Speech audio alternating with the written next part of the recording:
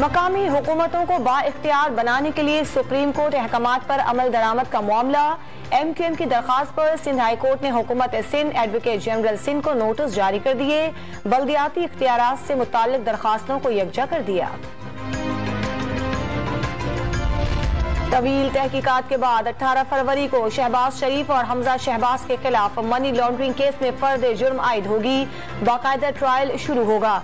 वजीर इत्तलात फवाद चौधरी का ट्वीट, मुकदमा बराह रास्त दिखाने की अपील।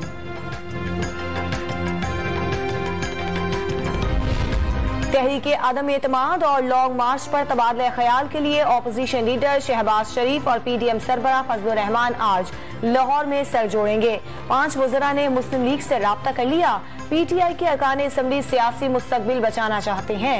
एहसन इकबाल का डॉन न्यूज को इंटरव्यू।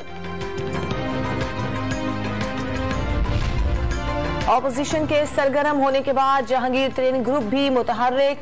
मॉडल टाउन लाहौर में हम ख्याल रहनुमाओं की बैठक, सियासी सूरत हाल पर मुशावरत। जहांगीर तरीन की आज शहबाज शरीफ से मुलाकात का इम्कान।